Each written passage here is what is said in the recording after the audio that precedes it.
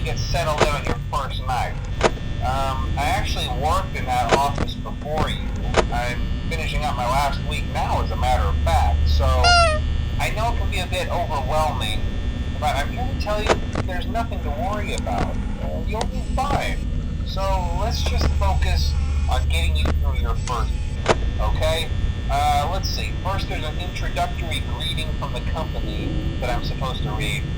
It's kind of a legal thing, you know. Welcome to Freddy Fazbear's Pizza, a magical place for kids and grown-ups alike, where fantasy and fun come to life. Fazbear Entertainment is not responsible for damage to property or person. Upon discovering that damage or death has occurred, a missing person report will be filed within 90 days or as soon as property and premises have been thoroughly cleaned and bleached and the carpets have been replaced. Blah, blah, blah. Now, that might sound bad, I know, but there's really nothing to worry about. The animatronic characters here do get a bit quirky at night, but do I blame them? No. If I were forced to sing those same stupid songs for 20 years and I never got a bath, I'd probably be a bit irritable at night too. So remember, these characters hold a special place in the hearts of children and we need to show them a little respect, right? Okay. So just be aware, the characters do tend to wander a bit. They're left in some kind of free roaming mode at night. Something about their servos locking up if they get turned off for too long.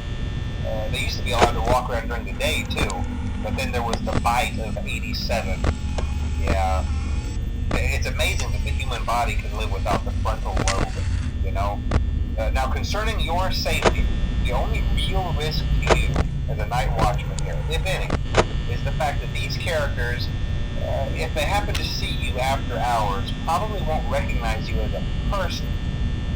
They'll most likely see you as a metal endoskeleton without its costume on.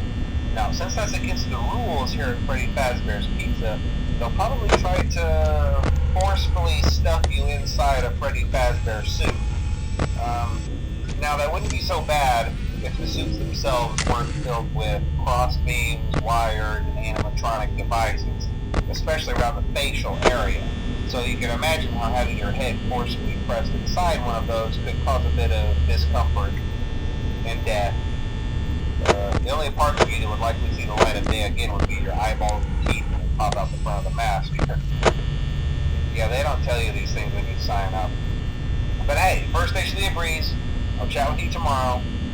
Check those cameras and remember to close the doors only if absolutely necessary. Gotta conserve power. Alright, good night.